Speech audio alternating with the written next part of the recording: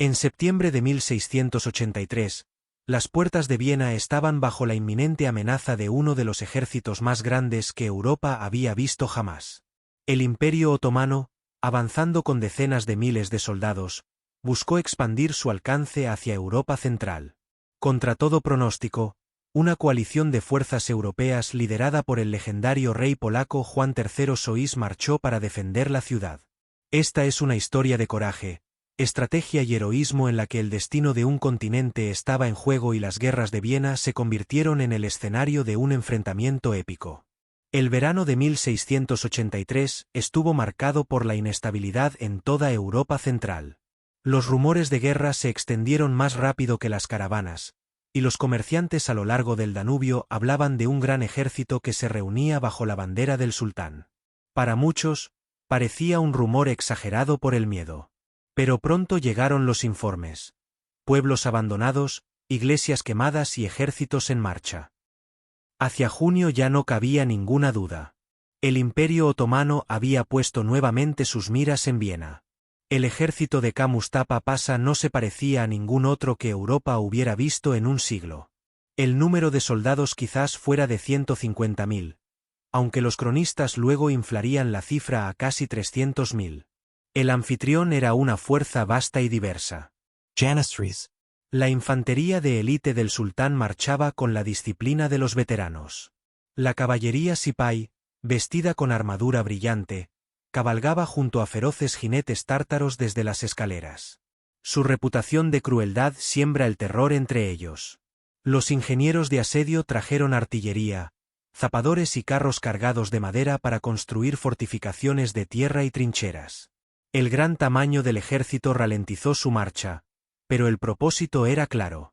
Desde Ada a través de los Balcanes, el ejército avanzó como una marea, imparable. Las ciudades que resistieron se levantaron. Los que se rindieron se salvaron, pero se vieron obligados a proporcionar hombres y provisiones. En julio, las banderas otomanas fueron vistas cerca de las fronteras con Austria. Viena, la capital de los Habsburgo, no era una ciudad cualquiera. Era una fortaleza rodeada de gruesos muros, bastiones y mohús. Sin embargo, en su interior, sus defensas estaban debilitadas. El emperador Leopoldo, y temiendo ser capturado, abandonó la ciudad el 7 de julio y huyó al oeste, a Linz. Muchos nobles siguieron su ejemplo, dejando Viena en manos de una guarnición de apenas 15.000 soldados y una milicia ciudadana de unos 5.000 hombres. El mando de la defensa recayó en el conde Ernst Rüdiger von Arenburg, un hombre de voluntad de hierro. Con tan solo 36 años se enfrentó a una tarea colosal. Resistir contra el ejército más poderoso del mundo hasta que pudiera llegar la ayuda. Se prometieron refuerzos del Sacro Imperio Romano Germánico y de Polonia, pero nadie sabía si llegarían a tiempo. El 14 de julio de 1683, la vanguardia otomana apareció ante Viena. El 17 de julio la ciudad estaba rodeada. Las banderas en forma de media luna se alineaban en las colinas y el asedio comenzó en serio. Las tiendas otomanas se extendían por kilómetros, convirtiendo las llanuras en una ciudad de seda y lona. En su centro se encontraba el lujoso pabellón del propio Mustafa. Un palacio de tonos rojos y verdes adornado con fuentes y alfombras, un marcado contraste con las destartaladas murallas de Viena. Mustafa estaba confiado. Creía que Viena caería rápidamente, no por asalto de sus murallas, sino por hambre y miedo. Su ejército cavó trincheras y instaló artillería, atacando los bastiones día y noche.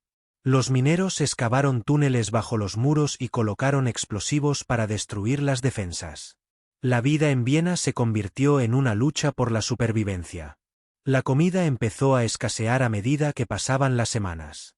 Se racionó el pan y se cortó el agua del Danubio. La enfermedad se propagó en los estrechos barrios de la ciudad, donde los civiles se apiñaban en iglesias y sótanos durante los bombardeos.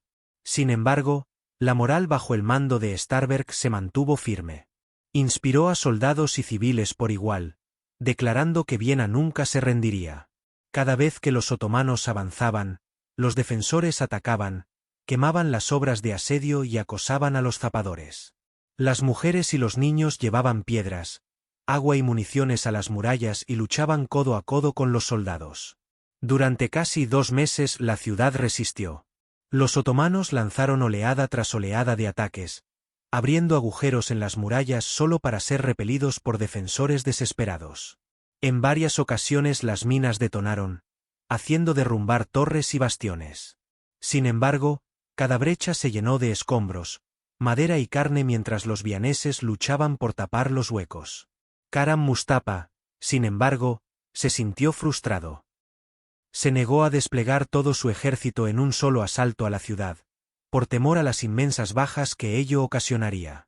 En lugar de ello, apretó el asedio cada vez más fuerte, confiado en que la hambruna destruiría Viena antes de que pudiera llegar cualquier ayuda. Pero en toda Europa se escuchó el grito de ayuda. Y mucho más al norte, un rey polaco ya se preparaba para marchar. El trueno de los cañones otomanos resonó en los muros de Viena. Pero el sonido llegó mucho más allá de la ciudad. Cada explosión, cada mensaje desesperado que escapaba de la fortaleza rodeada era un grito a la cristiandad. Ayúdanos, oh Europa Sera. Para el emperador Leopoldo, que había huido apresuradamente de Viena, lo que estaba en juego no podía ser mayor. Si Viena caía, el corazón de los Habsburgo quedaba al descubierto, y con él, el propio Sacro Imperio Romano Germánico. Desde Linden y Passau envió llamamientos desesperados a príncipes, duques y reyes de toda Europa. Al principio la respuesta fue tibia. Con demasiada frecuencia, el cristianismo no logró unirse contra la amenaza otomana y se vio consumido por sus propias rivalidades. Pero en 1683, algo era diferente. La primera voz que respondió al llamado de Viena no fue la de un rey ni la de un emperador, sino la del Papa Inocencio XI. Desde Roma, el pontífice vio el asedio no solo como una lucha política, sino como una guerra santa. Para él, el avance otomano era la amenaza más grave a la cristiandad desde la caída de Constantinopla. Proclamó que la defensa de Viena era la defensa de la propia Europa e instó a los gobernantes a dejar de lado sus disputas y formar una nueva cruzada. Mediante la diplomacia, la persuasión y la promesa de apoyo financiero, Inocencio XI impulsó la creación de lo que se llamaría la Liga Santa. Su mayor triunfo fue convencer al rey polaco Juan III Sobieski para que comprometiera sus ejércitos para la salvación de Viena. Soy no era un monarca común y corriente. Un comandante veterano, ya había ganado fama por derrotar a las fuerzas otomanas y tártaras en la batalla de Kotin en 1673. Conocido por sus soldados como un rey que luchaba en la silla de montar junto a ellos, Sois era un hombre tanto de presencia chivalry como de brillantez estratégica. Cuando la llamada de ayuda llegó a Polonia, Sois no lo dudó. Aunque sus nobles eran cautelosos y a muchos les preocupaba dejar a Polonia vulnerable, Sois declaró: salvar Viena es salvar Polonia. Si el enemigo toma esta ciudad, tomará Kóv antes que Varsovia. Es mejor enfrentarlos allí que en nuestro propio territorio. Su decisión cambió el curso de la historia. La Liga Santa era frágil, una coalición de necesidad más que de unidad. Junto al ejército polaco de Sobies llegaron contingentes de Baviera, Sajonia, Franconia y Suabia. El Sacro Imperio Romano Germánico, aunque fracturado por sus numerosos estados, también comprometió fuerzas. Juntos representaban el mosaico de la cristiandad europea, a menudo dividida, pero ahora unida por la amenaza inminente. La coordinación no fue fácil. Viejas rivalidades persistían, los idiomas chocaban y los comandantes discutían sobre precedentes. Sin embargo, bajo la presión del tiempo y la sombra de la inminente caída de Viena, la alianza se mantuvo. Para el 10 de septiembre, el ejército de Sobieski, con unos 70.000 hombres, había cruzado el Danubio y ascendido a las colinas que dominaban Viena. Sus fuerzas estaban agotadas. Tras una marcha brutal, sus ánimos se elevaron al contemplar la ciudad sitiada y el inmenso campamento otomano que se extendía por las llanuras. El escenario estaba preparado. Viena había resistido lo suficiente. Ahora, el destino de Europa se decidiría no por murallas, sino por la batalla abierta. Al amanecer del 12 de septiembre de 1683, las colinas que rodeaban Viena se llenaron de vida. Los campos y bosques que durante 2 meses habían presenciado el implacable asedio estaban a punto de albergar algo mayor. La convergencia de 2 ejércitos colosales, uno luchando por la conquista, el otro por la supervivencia. El aire estaba cargado de anticipación. En los valles, los estandartes crecientes del Imperio Otomano ondeaban con el viento matutino. Su vasto campamento se extendía como una segunda ciudad. En las crestas, las cruces de la cristiandad se alzaban entre los árboles donde el ejército de relevo se reunía para atacar. La larga noche de asedio había terminado. El día de la batalla había llegado. El gran visir Mustafa Pasha no dudaba de su inminente victoria. Su ejército era vasto, quizás contaba con 120.000 hombres. Con los aguerridos jeniseries en su núcleo, apoyados por la caballería sipai, los auxiliares tártaros y contingentes de todo el imperio, las fortificaciones de asedio ya presionaban contra las maltrechas murallas de Viena. Los defensores estaban al borde del colapso. Cuando le llegó la noticia de la llegada de una fuerza de socorro cristiana, se mantuvo firme. Creía que su ejército podía contener Viena y repeler a los recién llegados. Su estrategia consistía en mantener las tierras altas cerca de la ciudad y aplastar a sus enemigos en una batalla de desgaste. Pero su confianza lo cegó. Subestimó tanto la determinación de los defensores de Viena como la ferocidad del rey polaco que marchaba para salvarlos. En lo alto de la cresta de Carenberg, el rey Juan III Soís contempló la escena. Bajo él, las llanuras se extendían hasta las murallas de la ciudad, dominadas por el campamento otomano con sus relucientes tiendas y estandartes. Al oeste se extendía la propia Viena, destrozada y humeante, con sus murallas destrozadas pero aún en pie. Sabies sabía que el tiempo apremiaba. Cada hora arriesgaba la caída de Viena, pero también conocía la importancia de la paciencia. El ejército aliado, polacos, austriacos, bávaros, sajones y demás, necesitaba estar coordinado, sus movimientos cuidadosamente sincronizados. Si atacaban con demasiada prisa, los otomanos podrían desmembrarlos. Esa mañana, Sobies reunió a sus comandantes. Les recordó que esta no era solo una batalla por Viena, sino por toda la cristiandad. Sus palabras fueron apasionadas y resueltas.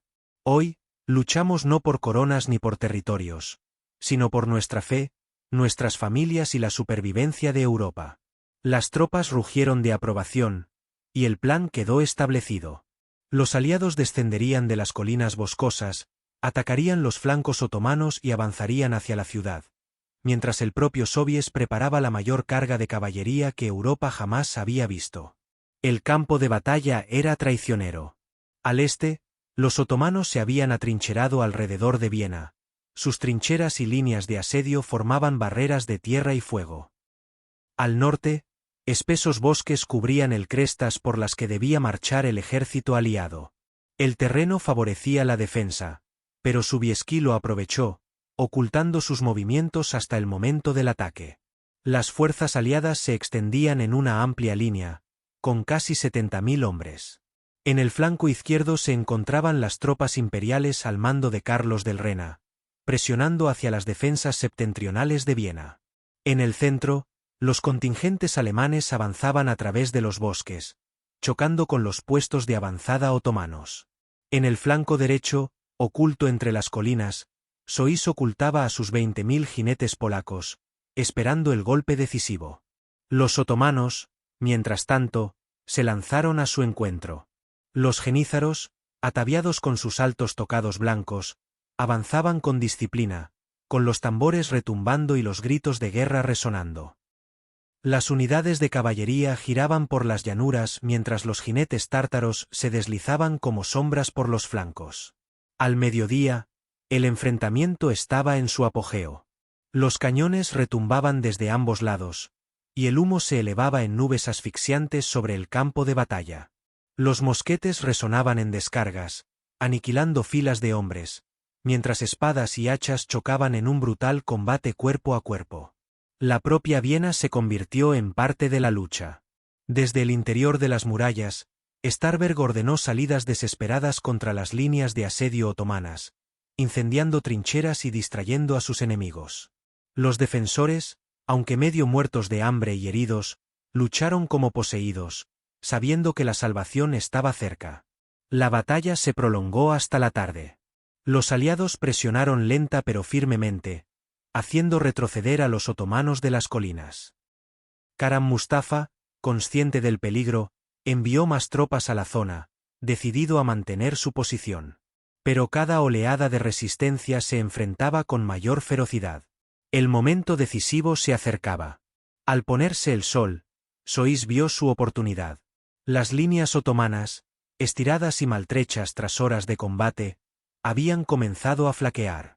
Los genízaros aún se mantenían firmes cerca de la ciudad, pero los flancos se derrumbaban bajo la presión.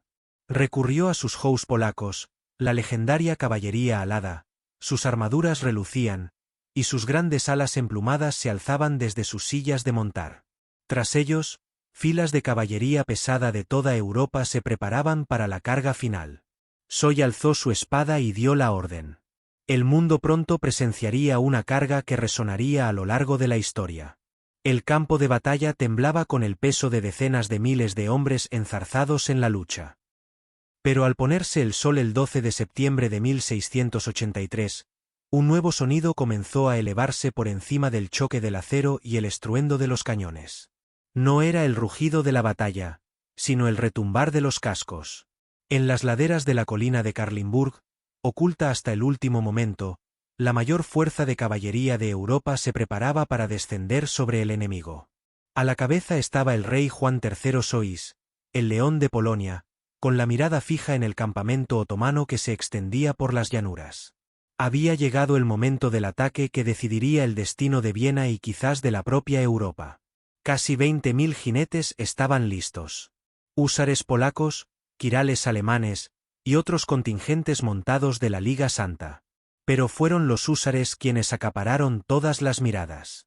No eran una caballería común, ataviados con armaduras relucientes, largas lanzas en ristre y sables a los costados.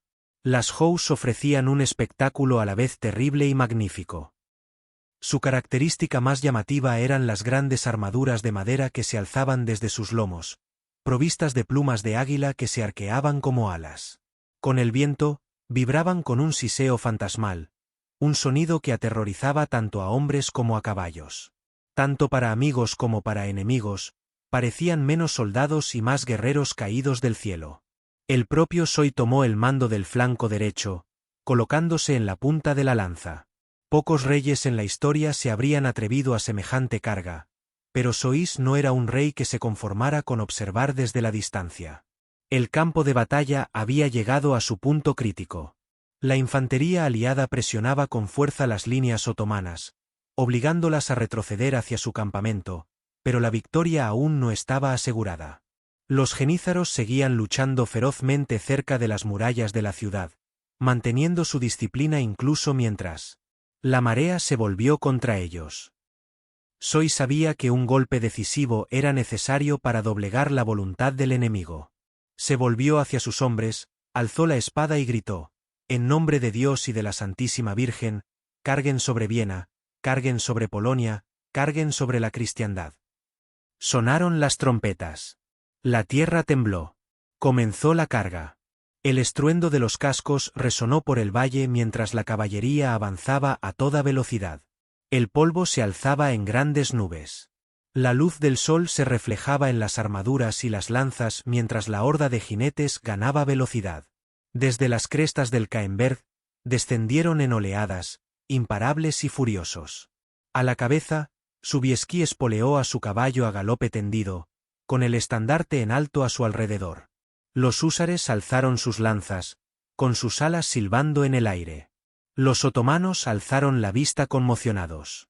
Durante horas habían luchado contra la infantería, sin esperar un ataque de caballería de tal magnitud. Los soldados de Karam Mustafa intentaron formar líneas defensivas, pero ya era demasiado tarde. Cuando los húsares se estrellaron contra ellos, como si un rayo cayera del cielo. El peso y el ímpetu de la carga destrozaron las filas otomanas. Las líneas de caballería sepai se derrumbaron bajo el impacto, dispersas como hojas en la tormenta. Las formaciones de infantería se desmoronaron, sus filas destrozadas por lanzas y sables. Los húsares se adentraron en el corazón del campamento otomano, con una ferocidad sin igual. La caballería aliada los siguió, aprovechando la brecha. Los jinetes alemanes y austriacos irrumpieron en el campamento, aniquilando a los enemigos y sumiéndolos en el pánico. Las líneas otomanas, tan confiadas esa mañana, se disolvieron en el caos. Soy y los suyos se dirigieron directamente hacia el puesto de mando de Karam Mustafa. El gran visir huyó a toda prisa, mientras su ejército se derrumbaba a su alrededor. Lo que había comenzado como un asedio triunfal terminó en una derrota. Desde las murallas de la ciudad, los defensores de Viena observaban con asombro. Vieron a los jinetes alados irrumpir en el campamento otomano, mientras el enemigo se dispersaba aterrorizado. Los vítores estallaron desde él. La maltrecha guarnición se esclareció. Viena se había salvado. Al anochecer, el otrora poderoso ejército otomano se retiraba por completo, abandonando sus cañones, tiendas y suministros en una huida desesperada hacia el este. La gran apuesta de Karam Mustafa había fracasado. La puerta de entrada a Europa permanecía cerrada, y en su centro se alzaba la carga de las Hous, el asalto de caballería más grande y decisivo de la historia europea. Al ponerse el sol sobre las llanuras vianas, el campo de batalla se había transformado de un escenario de brutales enfrentamientos en un teatro del caos. El otrora poderoso ejército otomano, disciplinado y formidable, ahora flaqueaba bajo la implacable presión de las fuerzas aliadas de Soyesky. Donde horas antes los genízaros se habían mantenido firmes, filas de soldados que huían ahora atravesaban el campamento, abandonando tiendas, cañones y suministros. Las calles de Viena y los campos circundantes resonaban con el retumbar de los cascos y los gritos tanto de vencedores como de vencidos. El gran visir Mustafa Pasha había huido en desorden. La estructura de mando estaba en ruinas. Los mensajes no llegaban a las unidades. Las órdenes eran ignoradas y el pánico se extendía más rápido que la carga aliada. Los soldados que habían luchado con una disciplina inquebrantable ahora se enfrentaban entre sí, desesperados por escapar de la carnicería. Desde las colinas, las fuerzas de Sobieski perseguían sin piedad. Cada camino, cada cruce de río se convertía en un guante para los soldados otomanos en retirada.